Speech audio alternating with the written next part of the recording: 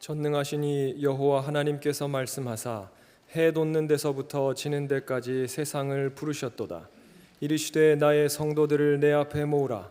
그들은 제사로 나와 언약한 이들이니라 하시도다. 하나님은 영이시니 예배하는 자가 영과 진리로 예배할지니라. 아멘.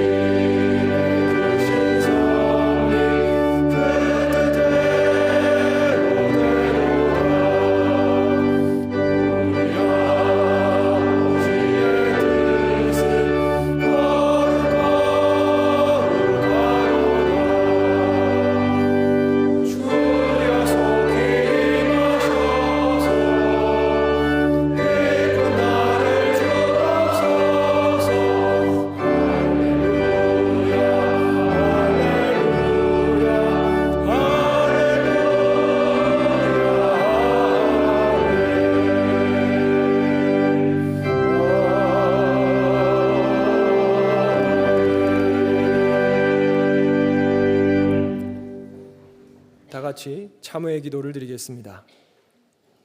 자비로우신 하나님, 삶의 자리가 분주하다는 핑계로 입술로만 이웃 사랑을 말하고 정작 먼저 찾아가 만나려는 것에는 게을렀던 저희의 모습을 고백합니다. 이제는 저희를 찾아오신 예수님처럼 저희 마음에 품게 하신 이웃들을 먼저 찾아가 만나며 주님의 사랑을 실천할 수 있도록 인도하여 주시옵소서. 이제는 하나님께 저희 각자의 죄를 참회하며 계속 기도드립니다.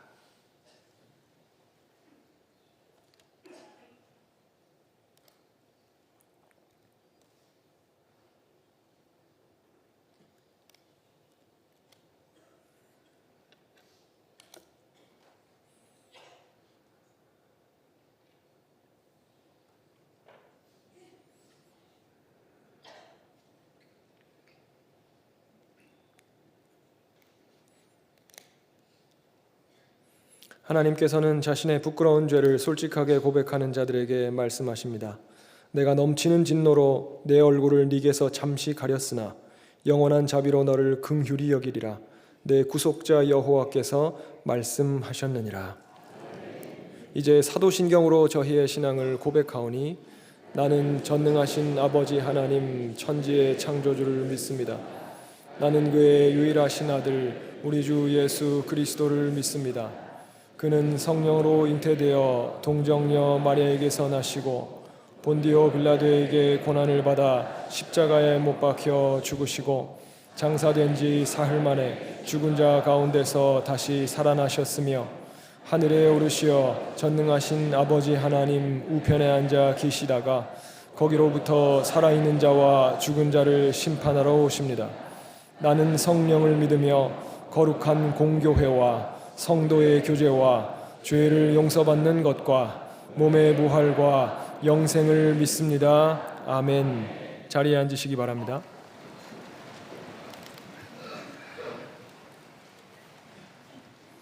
다 함께 성시를 교독하겠습니다. 성시는 교독문 97번 청년주일입니다.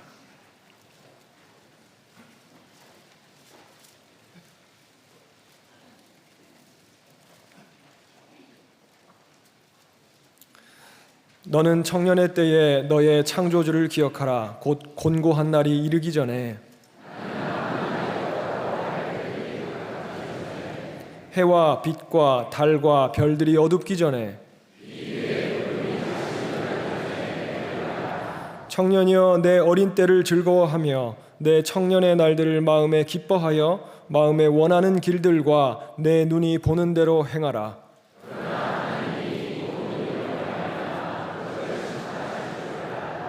여호와를 경외하는 것이 지식의 근본이거늘 청년이 무엇으로 그의 행실을 깨끗하게 하리이까?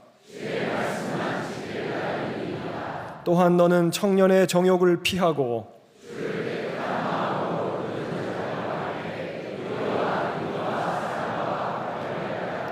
주의 권능의 날에 주의 백성이 거룩한 옷을 입고 즐거이 헌신하니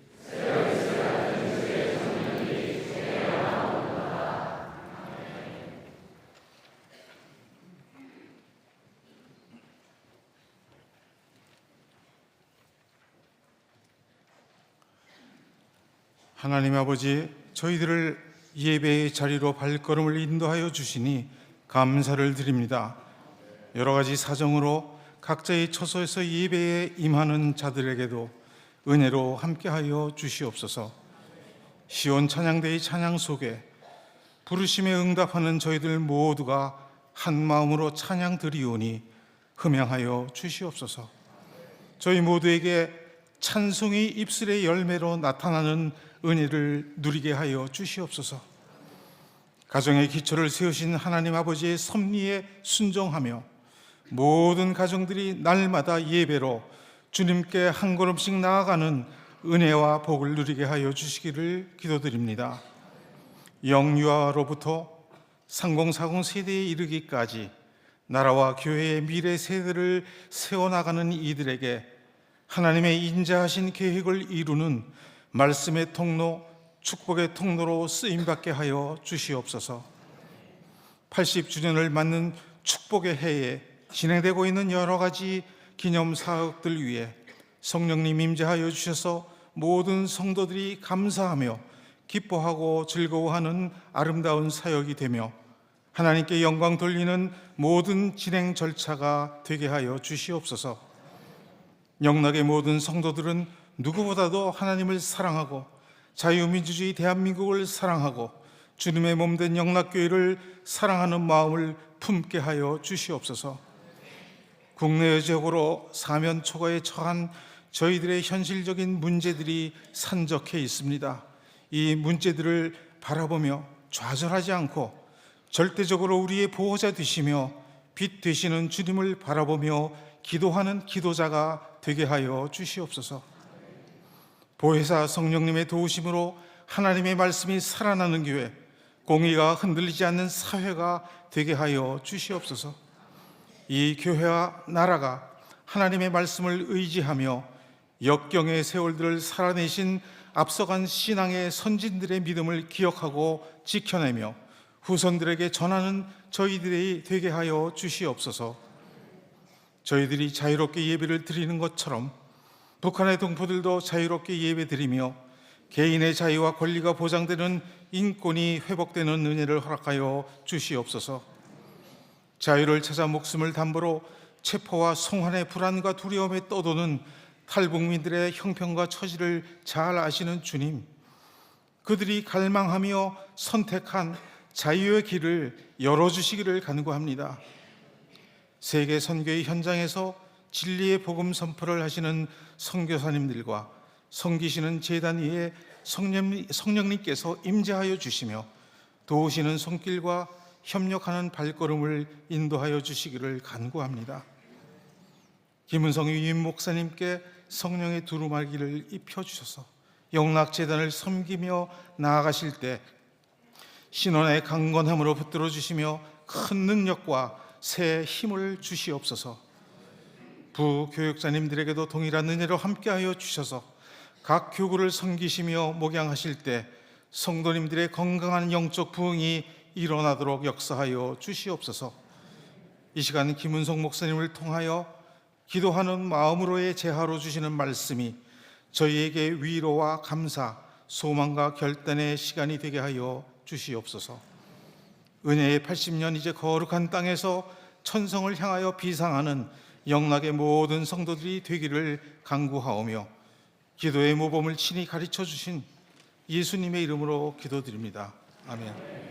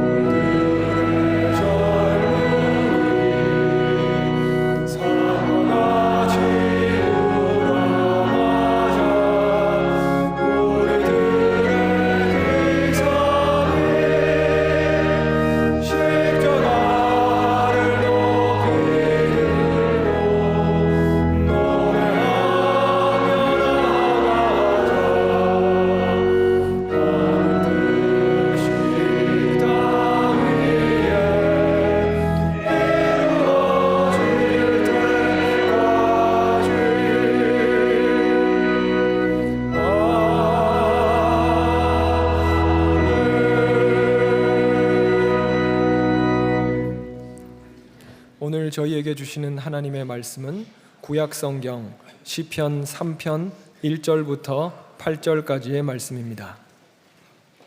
시편 3편 1절부터 8절까지의 말씀입니다.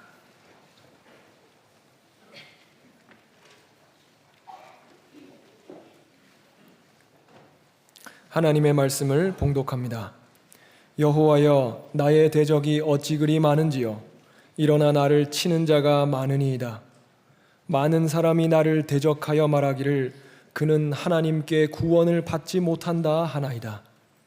여호와여, 주는 나의 방패시요 나의 영광이시요 나의 머리를 드시는 자이시니이다. 내가 나의 목소리로 여호와께 부르짖으니 그의 성산에서 응답하시는도다.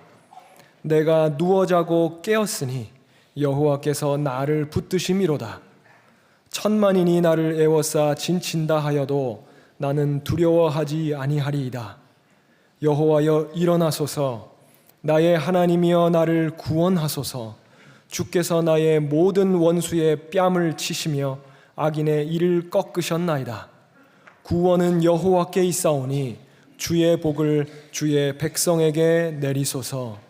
하나님께서 이 말씀을 통하여 저희에게 은혜 주시기를 원합니다.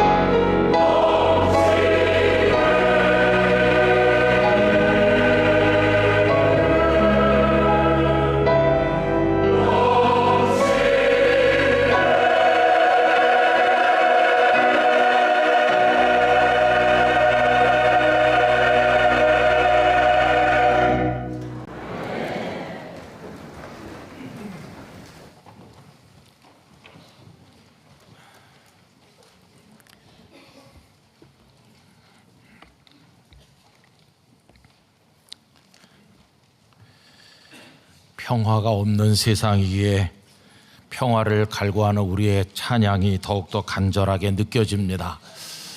하나님의 궁극적인 샬롬은 하나님 나라에만 있는 것인데, 그래도 우리는 날마다 갈등과 아픔이 있는 세상에서 하나님의 평화를 구하면서 살고 있습니다.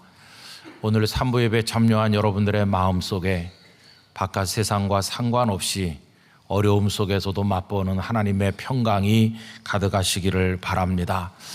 우리들의 예배를 하나님께서 연락해 주시기를 원합니다. 청년 선교 비전이 진행 중에 있습니다.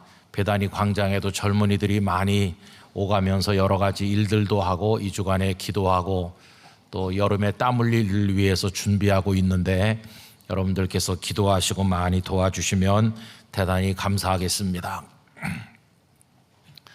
우리는 지난 봄에 나의 기도 노트를 하나씩 구하고 또 거기다 기도 제목을 적어가면서 기도를 드리고 있고, 지난 월요일부터는 나라사랑 정오 기도회, 또 오랜만에 철야 기도회까지 하고 있습니다.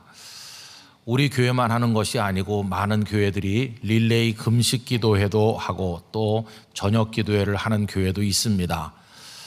여러분, 이렇게 기도하게 된 것은 전 세계적인 자연재해, 끝날 줄 모르는 전쟁, 그리고 각 나라뿐만 아니라 우리나라 안에서도 여러 가지 혼란들과 교회들이 처한 위기를 인식하면서 지금은 기도할 때다 하는 생각을 가지고 하나님 앞에 기도 드리게 된 것입니다. 우리가 더 간절하고 열심히 하나님의 은혜의 보좌 앞에 나가게 되기를 원합니다. 자, 그런데 하나님 앞에 나가 기도할 때 어떤 마음을 가지고 나가야 될 것인가 하는 생각을 하지 않을 수가 없는데, 오늘 이 시간에는 다윗의 생애를 들여다보면서 우리가 가져야 될 마음을 생각해 보려고 합니다. 여러분, 다윗의 인생은 왕이 되기 이전과 왕이 된 이후로 나누어서 생각할 수 있습니다. 그러면 그의 인생의 전반부와 후반부 중에서 정말 어려웠던 위기의 때는 언제라고 생각하십니까? 물론 다윗의 인생 전반부 굉장히 어려웠습니다. 어렸을 때는 가족들에게 별로 고임받지 못했고, 그리고 나중에는 골리앗과도 맞섰는가 하면 또 무수한 전쟁터를 누비기도 했고, 많은 공로가 있음에도 불구하고 사울 왕은 수천의 군사를 동원해서 그를 제거하기 위해서 추격하다 보니 그는 정말로 어려운 일이 많았고, 그래서 들판으로 혹은 동굴로, 그러다 마지막에는 다른 나라에 망명하지 않으면 안 되는 지경에까지 이르게 되었습니다. 그때도 위기의 때이기는 했습니다. 그러나 다윗의 인생 전반부가 위기이기는 했지만은 최악의 위기는 아니었다고 생각합니다. 왜 그러냐 하면 기도할 수 있었기 때문입니다. 그리고 기도했더니 하나님께서 그를 건지셨기 때문입니다. 시편을 통해서 그 사실을 확인해 볼 수 있는데, 시편이 전부 150개의 시로 이루어졌다는 거 잘 아시지 않습니까? 그 중에서 다윗의 시라고 공식적으로 언급된 것이 전부 73편이 되는데, 그 중에서도 이 시를 어떤 상황에서 지었구나 하는 것을 알려주는 그런 구체적인 표제어가 붙어 있는 시가 전부 12편이 있습니다. 그런데 그 12편 중에서 9편이 그의 인생 전반부에 하나님 앞에 올린 기도의 시들입니다. 나머지 3편만이 후반부에 하나님께 올린 겁니다.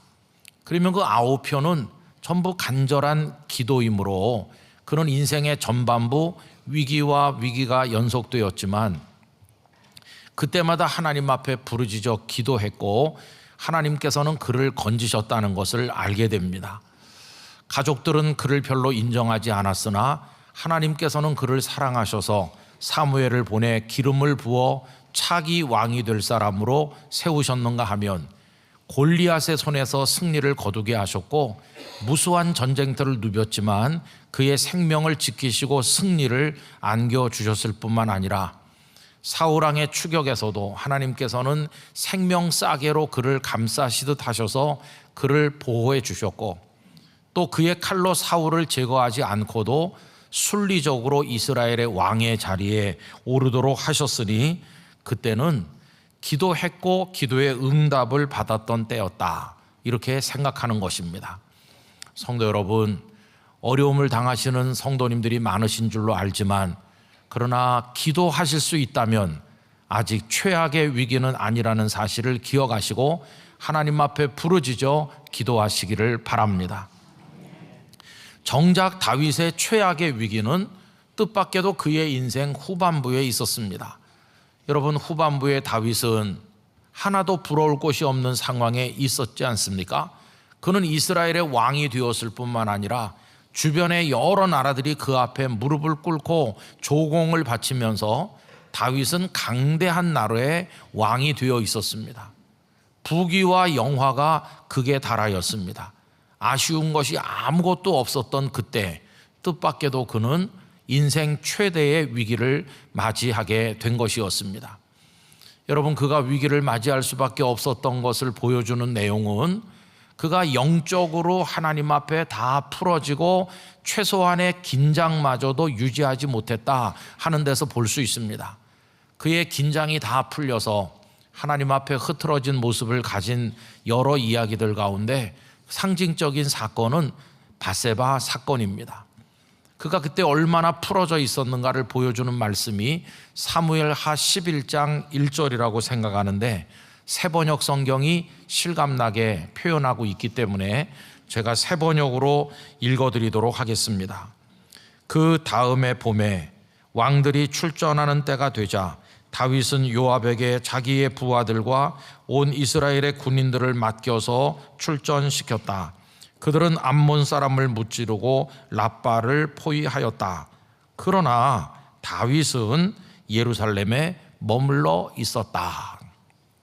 여러분, 여기 그러나 다윗은 예루살렘에 머물러 있었다, 이게 그가 얼마나 긴장이 풀어져 있었나를 보여주는 단적인 이야기입니다.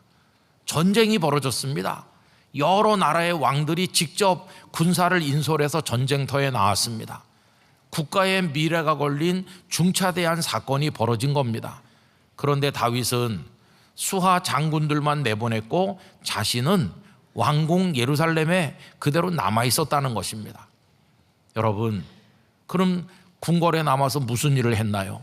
국가의 미래를 도모하고 창조적이고 또 아주 보람 있는 일들을 도모했습니까? 그렇지 않습니다. 그 다음 절에 보면 그는 왕궁 옥상을 한가하게 거닐고 있었던 걸 보여주는데, 다른 나라의 왕들은 전부 피가 튀는 전쟁터에 나와 있는데 그는 한가하게 거닐고 있었습니다. 그러다가 한 여인이 눈에 들어왔고 누군지 알아본 결과 자신을 충직하게 섬기는 부하 장군 우리야 장군의 아내라는 것을 알았음에도 정욕에 눈이 먼 그는 그 여인을 끌어들여 그를 범하게 되니 하나님 앞에 도저히 있을 수 없는 악을 저지르게 된 것입니다. 여러분, 그의 악은 거기서 멈추지 않고 우리야 장군을 전쟁터 가장 치열한 곳에 배치하게 하여 적의 칼에 죽게 만드는 천인공노할 악행까지 저지르니 하나님 앞에서 얼마나 큰 죄를 범했는지 알 수 없는 그런 짓을 벌이고 있었다는 것입니다. 여러분, 이게 그의 위기가 아닐까요?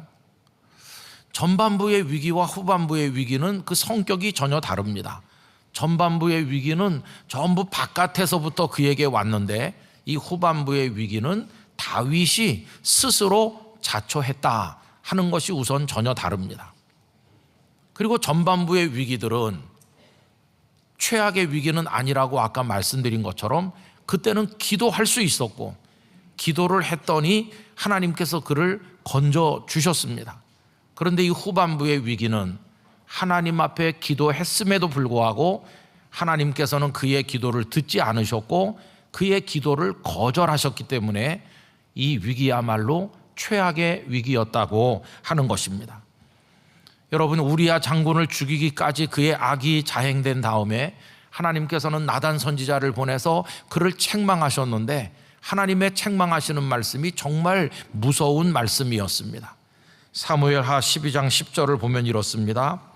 이제 네가 나를 없인 여기고 햇사람 우리아의 아내를 빼앗아 네 아내로 삼았은즉 칼이 네 집에서 영원토록 떠나지 아니하리라 하셨고, 칼이 너의 집안, 너의 가문에서 영원히 떠나지 않을 것이다. 너의 집안 식구들끼리 죽이고 죽는 일이 일어나게 될 것이다. 얼마나 무서운 말씀입니까?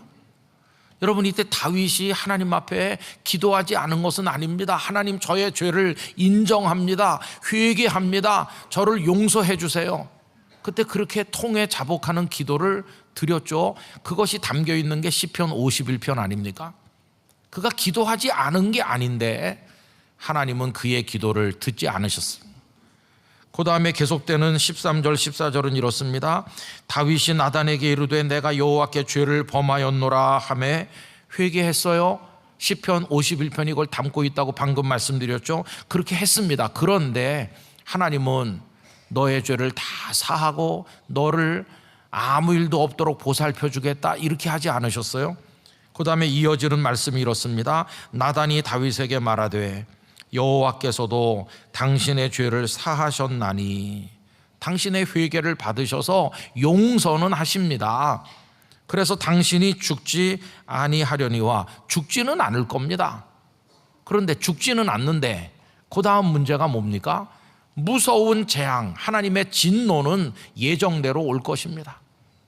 차라리 죽는 게 나았어라고 할 만큼 견디기 힘든 고통이 당신에게 오도록 되어 있다.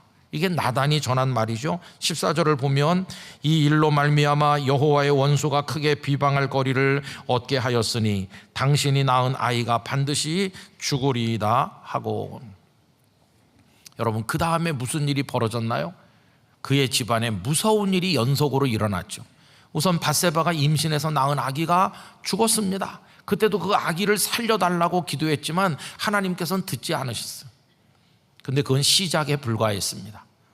여러분, 왕자 암논이 이복 여동생인 다말을 겁탈하였습니다. 오라비가 여동생을 겁탈하고, 다말과 동복 오라비인 압살롬은 앙심을 품고 있다가 누이의 복수를 위해서 암논을 죽이기에 이르렀고, 형제가 형제를 죽이고, 그리고 압살롬은 외가에 가서 몇 년 동안 있다가 돌아와서는 아버지 다윗을 향해서 칼을 뽑아들고 반란을 일으키니 자식이 아버지의 심장을 노리게 되었고, 이 아버지 다윗은 야반도주하여 아들의 칼을 피하지 않으면 안 되는 지경에까지 떨어지게 되었고, 간신히 압살롬의 반란이 진압되긴 했으나 그 과정에서 압살롬이 처참한 죽음을 당하게 되니 또 하나의 아들을 잃을 수밖에 없는 지경에 떨어진 것입니다.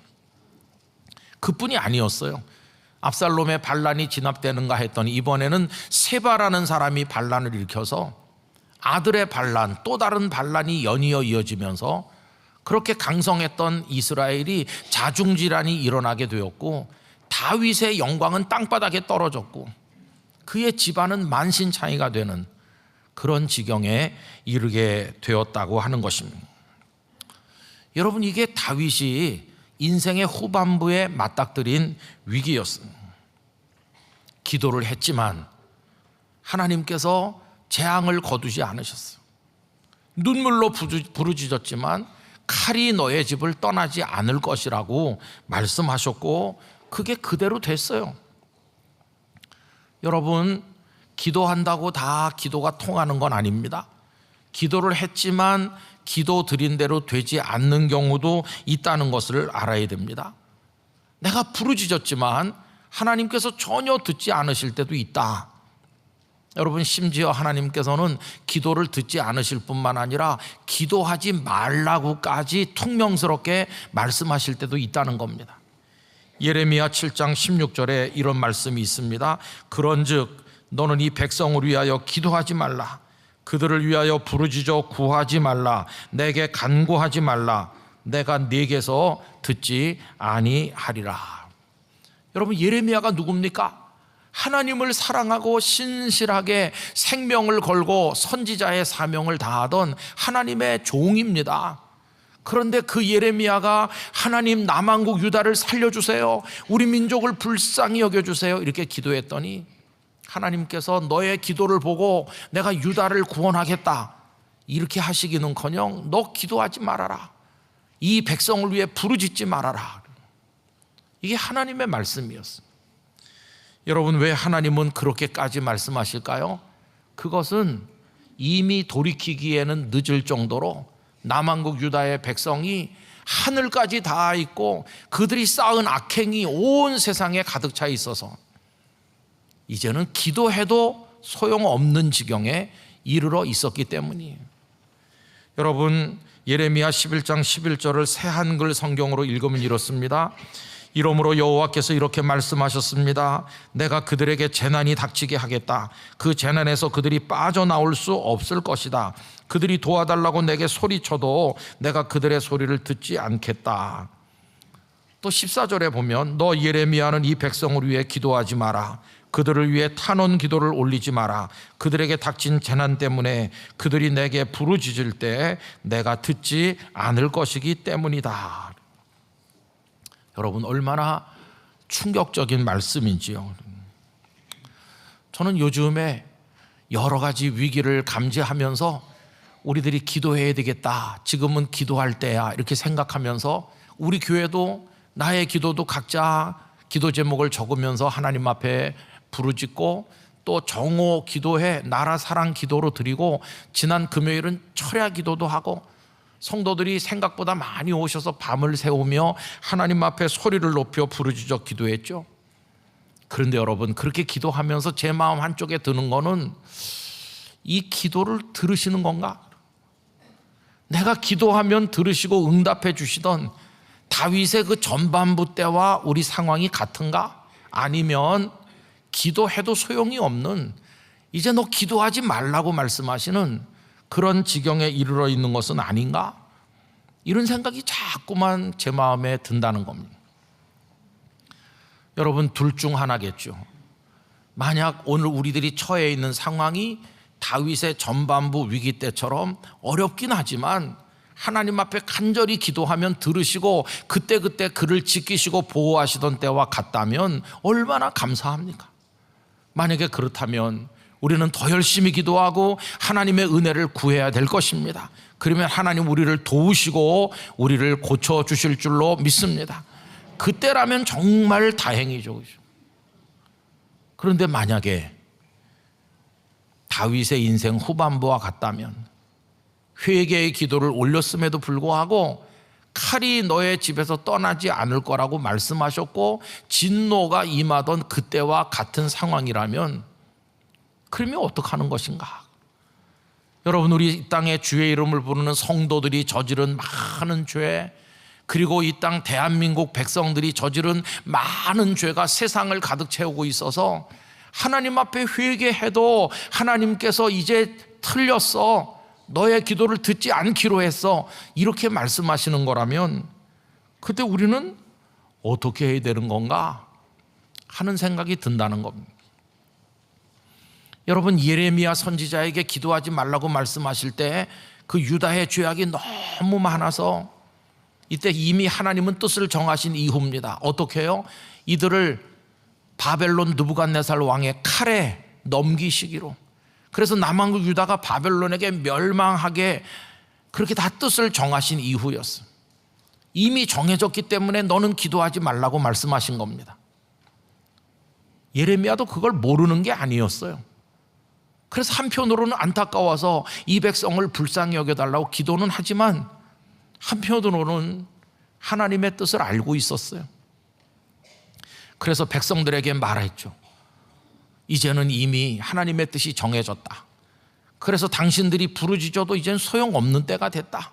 그러니 바벨론의 채찍에 당신들의 종아리를 걷고 하나님의 진노의 채찍을 맞으라. 바벨론에 대항하려고 하지 말아라. 하나님의 뜻이다. 이렇게 말했죠. 그렇게 말했더니 백성들이 그의 말씀을 받은 것이 아니라 바벨론의 앞잡이가 아니냐, 하나님의 백성인 우리가 바벨론에게 망한다고 말하고 다니는 저 예레미야는 매국노와 같다. 그러면서 얼마나 그를 핍박하고 힘들게 했는지를 아시지 않습니까? 예레미야는 통곡하고 눈물을 쏟으면서 하고 싶지 않은 하나님의 말씀을 그들에게 전달할 수밖에 없는 그 안타까운 상황에서 몸부림쳤던 걸 우리가 알고 있죠. 백성들은 예레미야가 전하는 말씀을 거절하고 또 거부했지만 그러나 이미 정해진 하나님의 뜻대로 이루어져서 남한국 유다는 바벨론에게 다 멸망하였습니다.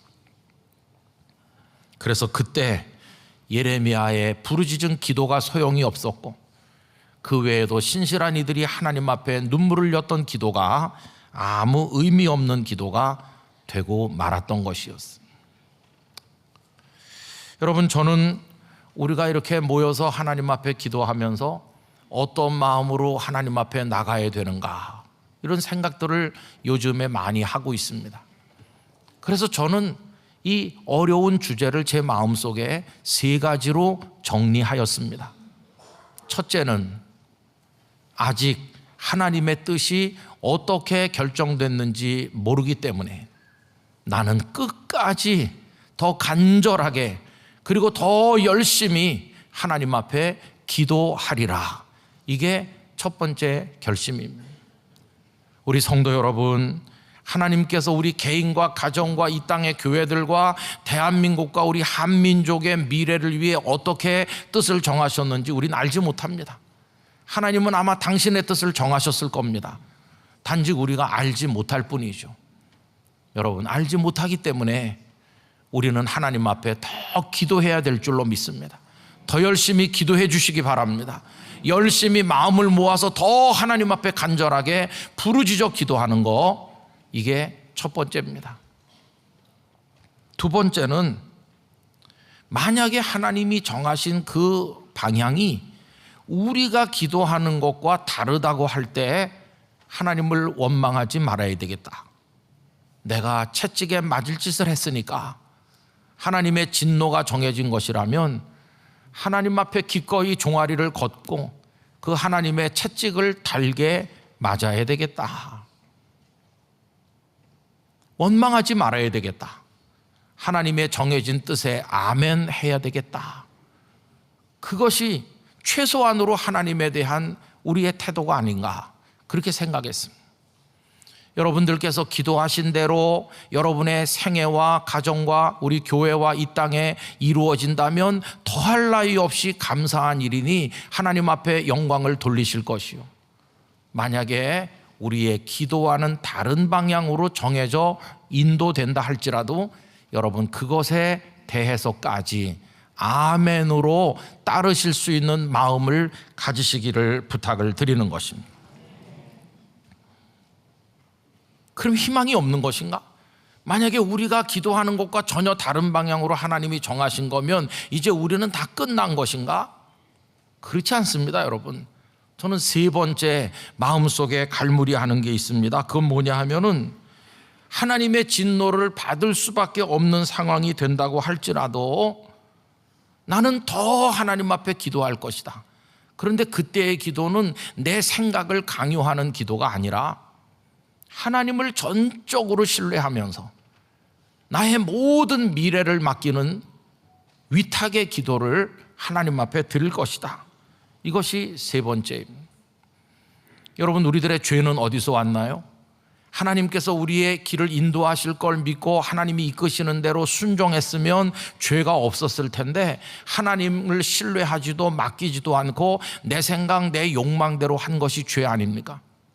그러므로 하나님께서 우리가 원하는 것과 다른 방향으로 정하셨다 할지라도 그때라도 아멘 하면서 따라간다면 그때 비로소 우리는 지금까지 드려보지 못했던 온전하고 더 올바르고 더 깊고 하나님이 원하시는 기도를 드릴 수 있게 될 것이다. 그렇게 생각을 하는 것입니다. 여러분, 그런 기도를 드림으로 절망인 것처럼 보이는 상황에서 위대하게 되신 모델이 있으시죠? 그분이 바로 우리 구주 예수님이십니다. 예수님은 죄가 없으신 분이시지만 이 세상에서 죄가 가장 많은 분이 되셨죠. 왜 그렇습니까? 세상 죄를 지고 가는 하나님의 어린 양이 되셔서 우리의 죄를 대신 다 짊어지셨기 때문입니다.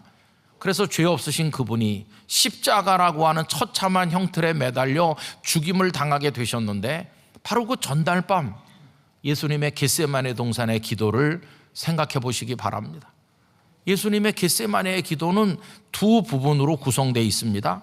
마태복음 26장 39절을 읽어보면 조금 나아가서 얼굴을 땅에 대시고 엎드려 기도하여 이르시되, 이제 그 앞부분의 기도가 나오죠. 다 같이 읽어보겠습니다. 내 아버지여, 만일 할만하시거든 이 잔을 내게서 지나가게 하옵소서. 여기까지가 전반부 기도입니다.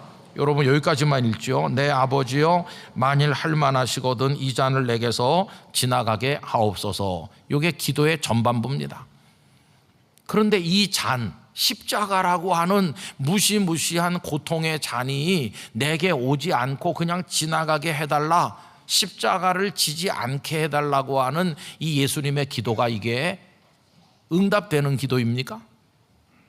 여러분, 이 기도는 응답되지 않는 기도입니다. 왜 그러냐 하면 성부 하나님의 뜻이 이미 정해져 있기 때문입니다. 어떻게? 십자가를 지시고 죽으시도록 벌써 오래전에 정해져 있고, 그것이 선지자들을 통해서 구약 성경에 다 예언되어 있는 겁니다. 그 예언대로 이루어져서 탄생하여 오셨고, 처녀의 몸에서 나셨고, 그리고 이제 다 진행이 돼서 십자가 지시는 것도 이미 정해진 뜻대로 지금 가고 계신 겁니다. 그러니까 이 잔이 지나가게 해달라는 기도는 이미 정해진 하나님 아버지의 뜻과는 안 맞는 기도입니다. 하나님은 그 기도를 거절하셨습니다. 그 잔이 지나가게 하시지 않으셨어요. 그럼 여러분, 예수님은 그래서 십자가에 달릴 수밖에 없고, 그래서 그 십자가에서 영원히 멸망하셨나? 아닙니다, 여러분. 우리 예수님은 진정으로 위대한 우리의 구주가 되셨고, 부활하시고 승리하셔서 만왕의 왕이요 만주의 주가 되셨는데, 다 끝난 것처럼 보이는 하나님의 거절을 통해서 오히려 더 위대한 우리의 주님이 되셨는데, 어떻게 그게 가능했나? 겟세마네 동산의 후반부 기도가 예수님을 그렇게 위대한 분이 되게 한 겁니다. 예수님의 그 기도의 후반부가 어떻습니까? 그러나 나의 원대로 마시옵고 아버지의 원대로 하옵소서 하시고, 이게 후반부 기도입니다. 이 잔이 내게서 지나가게 해달라는 기도는 거절당한 기도와 같지만, 그러나 아버지의 원하시는 대로 하시옵소서. 뜻이 정해졌다면 아버지의 뜻에 나를 맡길 테니 아버지의 원하시는 대로 하시옵소서. 이 기도를 통해 예수님은 십자가에 달리셨습니다. 그걸로 영원히 버림받는 것처럼 보였습니다. 그러나 버림받으신 것이 아니라 가장 낮은 곳에 처하심을 통해 가장 영광스럽게 되셨고, 만왕의 왕이시요 우리의 참된 구세주가 되셨다는 것입니다. 여러분, 이게 예수님의 겟세마네 기도의 신비를 통해서 우리가 깨닫는 놀라운 진리인 것입니다. 그러므로 여러분, 저는 하나님께서 우리의 기도를 더 이상 기도하지 말아라, 칼이 내게서 떠나지 않을 것이다, 이렇게 응답하시는 상황에 이르렀다고 할지라도 포기하면 안 된다고 생각합니다. 여러분, 자포자기하는 것과 하나님을 전적으로 신뢰하고 맡기는 것과는 전혀 다른 것입니다. 자포자기는 문자 그대로 포기하는 겁니다. 그러나 우리가 하나님 당신의 뜻대로 하시옵소서 이렇게 하는 건 자포자기가 아니고, 그 속에서 다시 일어날 수 있음을 믿는 진정한 믿음의 표현인 것입니다. 그러면 기도하지 말라고 하시고 기도를 듣지도 않으시겠다고 하는 하나님을 우리가 어떻게, 무슨 근거로 신뢰할 수 있는 것일까요? 우리가 하나님을 그 지경에서도 신뢰할 수 있는 근거가 있다면 그게 뭘까요? 그건 다른 게 아니라, 하나님은 우리를 아프게 하기도 하고 때리시기도 하고 하지만 절대로 우리를 영원히 버리실 수 없는 사랑을 가지신 하나님이심을 믿는 데 근거하는 것입니다. 하나님은 우리에게 섭섭하게 말씀할 때도 있어요. 우리에게 화를 내실 때도 있어요. 종아리를 거두라고 하실 때도 있어요. 아프게 때릴 때도 있어요. 그러나 절대로 우리를 영원히 버리실 수 없는 사랑의 하나님이심을 우리가 믿기 때문이에요. 그래서 그 절망의 상황에서도 우리는 하나님께 나가지 않을 수 없다 하는 것입니다. 여러분, 성경에 많은 인물들이 등장하는데 다윗이 흠도 티도 없기 때문에 하나님께서 다윗을 우리 앞에 제시하십니까? 아닙니다. 아까 말씀드린 것처럼 그는 보통 사람은 상상도 못할 악행을 저지른 사람이죠. 그런데도 왜 다윗이 성경의 중요한 인물로 등장하는 것일까요? 그것은 다른 게 아니라 그에게 한 가지 특별한 게 있기 때문이에요. 그 특별함이란 다른 게 아니라 칼이 내 집에 떠나지 않을 것이다. 이렇게까지 냉정하게 말씀하심에도 불구하고 또 가족 간에 많은 비극적인 일이 일어남에도 불구하고 아직도 하나님을 놓지 않는, 그의 집요하게 하나님을 향해 매달리는, 바로 그것 때문에 하나님은 그를 특별하게 여겨주신다는 것입니다. 여러분, 그걸 보여주는 말씀이 시편 3편입니다. 이 시편 3편 앞에 표제어가 붙어 있는데 이걸 주목해서 볼 필요가 있습니다. 뭐라고 되어 있습니까? 다윗이 그의 아들 압살롬을 피할 때에 지은 시라고 되어 있죠. 여러분, 이거는 이미 모든 게 다 끝난 것처럼 보이는 절망의 때입니다. 그의 인생의 후반부, 하나님께서 예고하신 그대로 칼이 그 집에 떠나지 않아서 외가로 도망가 있던 압살롬이 돌아와 아버지를 향해 칼을 빼들고 반란을 일으킨 이 지경이죠. 이제는 다 끝난 것처럼 보이는, 아들 피해서 야반 도주하는 이 초라한 아버지, 무슨 희망이 있겠어요? 그런데도 그때 이 절망 속에서도 그는 하나님을 부르기를 멈추지 않았어요. 여러분, 오늘 본문 시편 3편 1절과 2절을 보십시오. 그가 하나님을 부르고 있잖아요. 여호와여, 나의 대적이 어찌 그리 많은지요. 일어나 나를 치는 자가 많으니이다. 이렇게 부르짖잖아요. 여호와여 라고 부르고 있잖아요. 여러분, 설령 우리의 죄가 너무 많아 하나님께서 너 기도할 필요 없다, 너의 기도 이제 듣지 않을 거야, 내 뜻은 정해졌어 라고 말씀하신다 할지라도 우리 영락교회 성도 여러분, 하나님을 계속해서 부르시기 바랍니다. 그렇게 말씀하셔도 하나님을 계속 불러야 되는 거예요. 다윗이 그렇게 하나님을 부르고 있는 거잖아요. 2절은 어떻습니까? 많은 사람이 나를 대적하여 말하기를 그는 하나님께 구원을 받지 못한다 하나이다. 그때 압살롬의 뒤에 가서 선 사람들, 어저께까지는 다윗의 신하였는데 갑자기 압살롬의 편에 가담한 사람들이 뭐라고 했겠어요? 다윗 한때는 굉장했지, 그러나 이제는 다 끝났어. 다윗의 시대는 끝났어. 하나님도 저 사람 버린 거야. 그 지경에 이르렀을지라도 다윗은 여호와 하나님을 부르는 걸 멈추지 않았어. 지금 이 땅의 성도들이 해야 될 일이, 이 상황에서도 끝까지 설령 하나님이 내 기도를 안 듣는다고 말씀하는 상황이 된다 할지라도 포기하지 않고 하나님을 부르는 거, 여러분, 그거 우리가 해야 된다는 것이. 그러면서 다윗은요, 그 속에서도 하나님을 신뢰함으로 평안을 누리고 있었다는 믿기 어려운 모습을 그 다음에 볼 수 있죠. 3절부터 보면 이렇습니다. 여호와여, 주는 나의 방패시요 나의 영광이시요 나의 머리를 드시는 자이시니이다. 과거에만 그런 게 아니라 지금도 하나님은 그러신 줄 믿습니다. 이렇게 하고, 내가 나의 목소리로 여호와께 부르짖으니 그의 성산에서 응답하시는도다. 응답하시는 게 뭐 눈에 보입니까? 쫓겨서 도망가는데 뭐가 응답이에요? 그런데도 응답이 있을 것을 포기하지 않고 믿는 모습을 볼 수 있죠. 5절은 참 이해되지 않는 놀라운 모습인데요, 그 지경에서 뭐라고 말하냐 하면 내가 누워 자고 깼다고 얘기해요. 여러분, 잠이 오겠어요?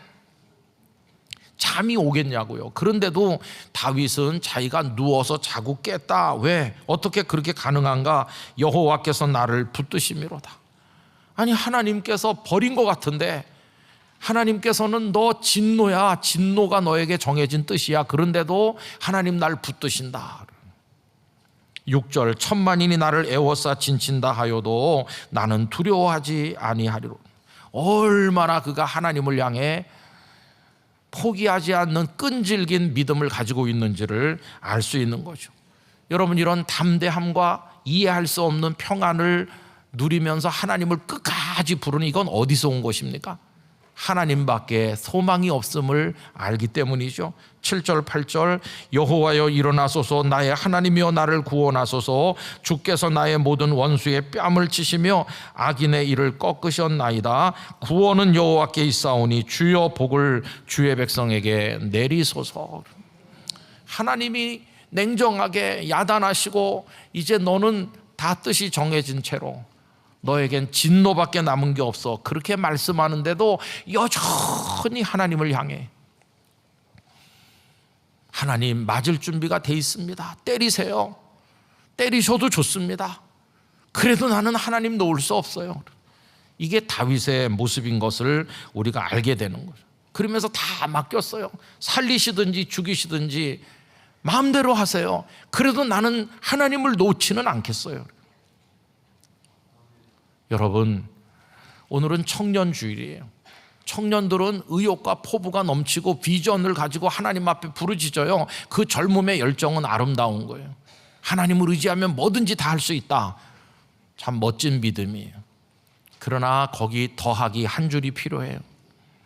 혹시 내가 부르짖는 대로 되지 않는다 할지라도, 하나님의 뜻이 내 원과 다르다 할지라도, 그래서 내가 아픔을 당하고 어려움을 당한다 할지라도, 그래도 나는 하나님께 맡기고 포기하지 않겠습니다. 그 한 줄이 더해지면 젊음에다 성숙함이 조화를 이룰 때 정말 멋진 신앙을 가지게 될 것이에요.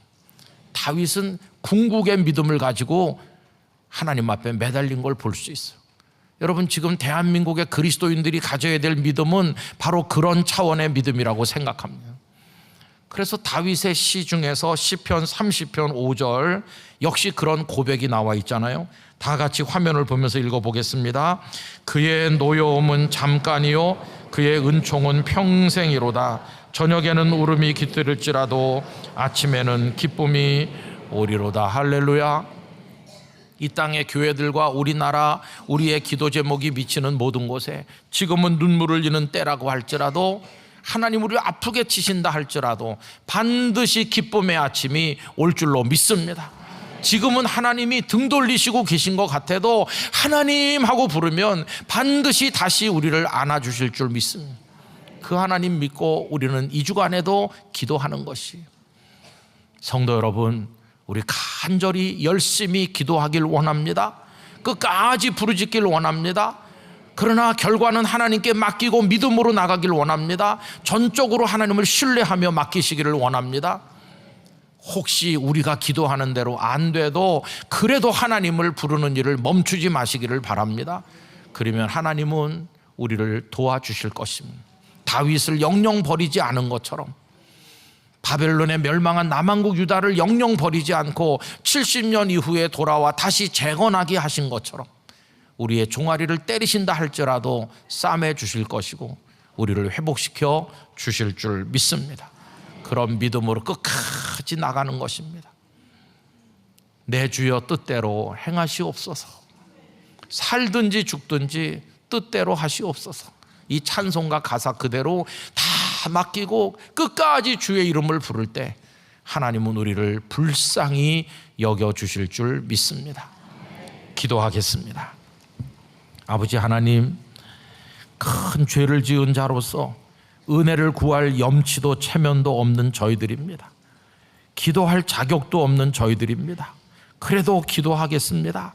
설령 듣지 않으신다 할지라도, 우리의 원하는 대로 하시지 않는 게 하나님의 정해진 뜻이라 할지라도, 그래서 우리의 종아리를 때리신다 할지라도 그래도 하나님의 사랑을 믿고 부르짖겠습니다. 주여 저희를 버리지 말아 주시옵시고 저희를 건져 주시옵소서. 예수님의 이름으로 기도하옵나이다. 아멘.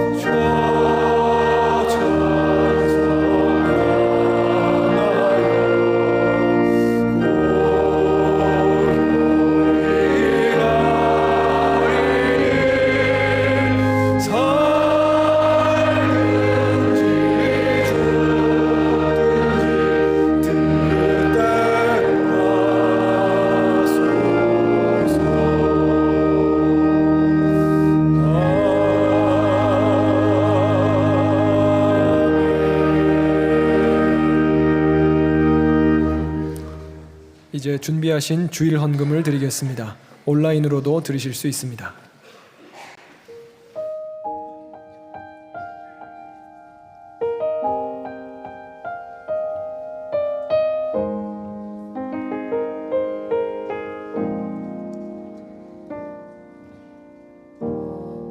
나의 영혼 낙담할 때에 더 이상 내 힘으로 일어날 수 없을 때 너의 노력을 멈추고 너의 수고를 그치고 너는 주님을 기다리라.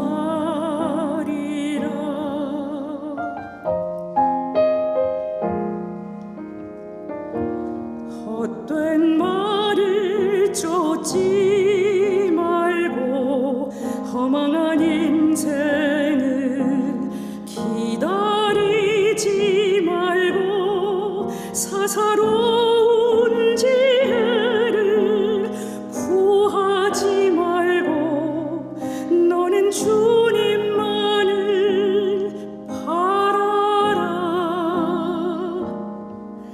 너는 주님만을 기다리라.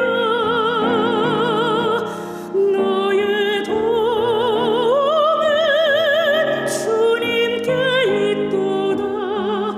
너의 구원은 주님께 있도다. 너의 도움은 주님께 있도다. 너의 구원은 주님께 있도다.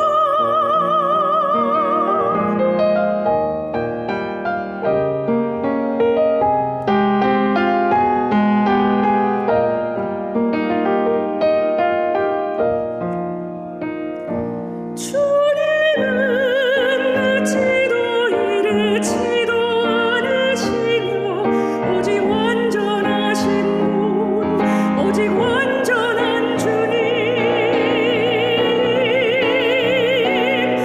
너의 도움은 주님께 있도다. 너의 구원은 주님께 있도다. 너의 구원은 주님께 있도다. 너는 잠잠히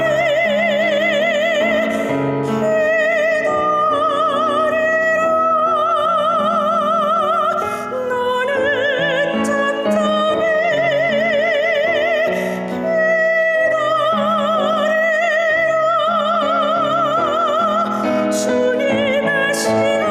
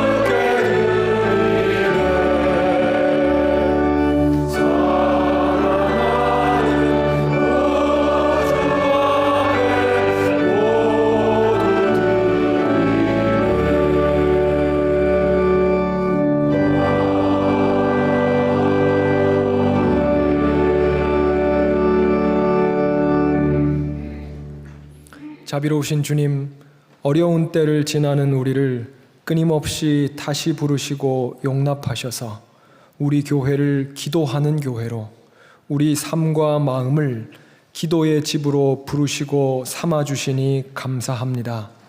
기도적 마음과 열망을 회복하며 기도적 삶을 살아가는 복된 길로 우리를 인도하여 주옵소서. 오늘 주님 앞에 드린 귀한 예물 기억하시고 모든 신령하고 좋은 것으로 갚아주시며 이 예물이 쓰이는 곳곳마다 하나님 나라의 풍성함이 높고 넓게 펼쳐지게 하여 주옵소서. 우리 주 예수 그리스도의 이름으로 봉헌기도 드리옵나이다. 아멘. 자리에 앉으시기 바랍니다. 2025 선교비전 영상을 시청하겠습니다.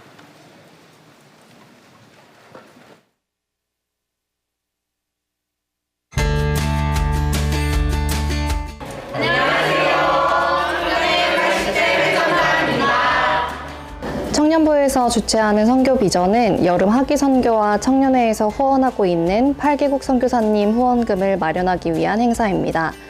2025년 여름에는 8월 13일부터 17일까지 경상북도 포항에 있는 6개 교회를 섬기는 것을 준비하고 있습니다. 영락교회 많은 성도님들께서 저희 청년회에 관심을 가져주시고 기도와 마음으로 도와주시는 점 저희 청년회 또한 잘 알고 있습니다. 청년회를 대표해서 진심 어린 감사 인사 올립니다. 선교비전과 학위선교 등의 시간을 통해 청년들이 하나님 안에서 부어주시는 사랑을 많이 느끼고 믿음의 선배들이 주셨던 사랑을 잘 이어받아 내리사랑하는 다음 세대가 되도록 하겠습니다. 사랑받은 만큼 또 사랑을 전하고 오겠습니다. 많은 기도와 관심, 격려 부탁드립니다. 감사합니다. 여러분 안녕하십니까? 올해도 우리 청년들이 땀 흘려 뛸 준비가 되어 있습니다. 8월 13일부터 작년에는 속초였고 올해는 포항입니다. 그쪽에 내려가서 열심히 또 복음을 위해서 수고하려고 하는데 이제 5월 마지막 주간은 청년 선교 비전으로 모이게 될 것입니다. 기도도 하고 또 하나님 앞에 모여서 다짐도 가지고 또 성도님들과 함께 예배하는 축제도 있고 또 여러 가지로 우리가 청년들을 응원할 수 있는 방법도 있습니다. 우리 교회 젊은이들이 많아지는 거 정말 감사한 일입니다. 여러분, 새가족들 중에 30대가 많다고 해요. 감사한 일이죠. 그분들이 청년부 또 그 이하에는 대학부도 있고 또 그 위에 부부선교회, 청년선교회 많은데 다 3040 세대인데 특별히 청년부가 오래전부터 해왔던 이 선교 비전 우리 성도님들께서 많이 응원하시고 또 기도해 주시고 화이팅 할 수 있도록 격려해 주시기를 부탁드립니다. 여러분 감사합니다.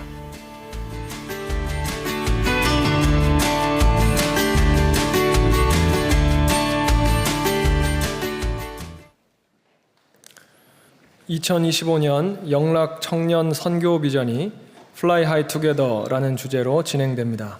금년 선교 비전 목적 헌금은 전액 제47차 학위 선교 교회 지원과 청년의 파송 선교사 후원으로 사용됩니다. 오늘 찬양 예배는 영락 청년 선교 비전 특별 예배로 드립니다. 새가족 여러분을 주님의 이름으로 환영합니다. 봉사관 1층 새가족 접수처에서 등록을 도와드립니다. 또는 교회 홈페이지에서 새가족 등록이 가능합니다. 영락 나라사랑기도회가 6월 2일까지 진행 중에 있습니다. 정오기도회는 월요일부터 토요일까지 매일 낮 12시부터 30분간 온라인 송출 및 베델기도실에 동시 송출합니다. 철야기도회는 5월 30일 금요일 오후 10시부터 다음 날 새벽 5시 30분까지 본당에서 드립니다. 다음 주일 찬양 예배 시 성찬식이 있습니다. 기도로 준비하시기 바랍니다. 세례 입교식이 7월 6일 주일 찬양 예배 시 본당에서 있습니다. 이를 위한 교육은 6월 8일부터 29일까지 4주간 봉사관 지하 예배실에서 진행되며 접수는 각 교구 전도사가 받습니다. 오늘은 사회봉사 주일입니다. 봉사금을 본당 주변 모금함과 온라인으로 모금합니다. 별세자 소식입니다. 고양 파주 교구 22구역 김선옥 은퇴검사님께서 별세하셨습니다. 고인은 김용태 성도님의 모친이 되십니다. 5월 26일 월요일 오전 7시 명지병원 장례식장에서 장례식이 있습니다. 성남 분당교구 18구역 정종숙 은퇴검사님께서 별세하셨습니다. 고인은 고훈영 성도님의 모친이 되십니다. 5월 26일 월요일 오전 7시 30분 분당 서울대병원 장례식장에서 장례 예식이 있습니다. 슬픔을 당하신 유가족들에게 하나님의 위로가 함께 하시길 바랍니다. 이 시간 함께 암송할 5월 말씀은 신약 성경 에베소서 6장 1절에서 4절입니다. 자녀들아 주 안에서 이렇게 시작합니다. 다 함께 암송합니다. 자녀들아 주 안에서 너희 부모에게 순종하라. 이것이 옳으니라. 내 아버지와 어머니를 공경하라. 이것은 약속이 있는 첫 계명이니 이로써 내가 잘되고 땅에서 장수하리라. 또 아비들아 너희 자녀를 노엽게 하지 말고 오직 주의 교훈과 훈계로 양육하라. 에베소서 6장 1절에서 4절 말씀. 아멘. 다 같이 일어나셔서 앞뒤 좌우에 계신 분들과 인사 나누겠습니다. 끝까지 기도하겠습니다.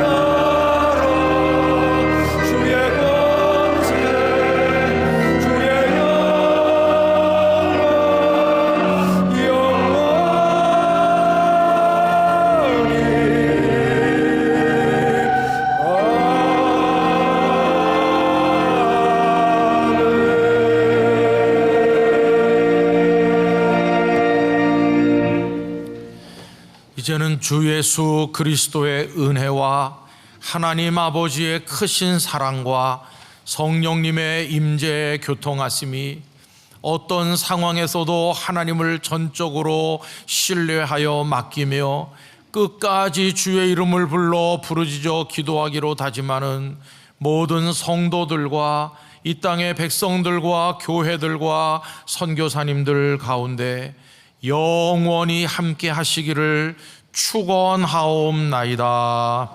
아멘.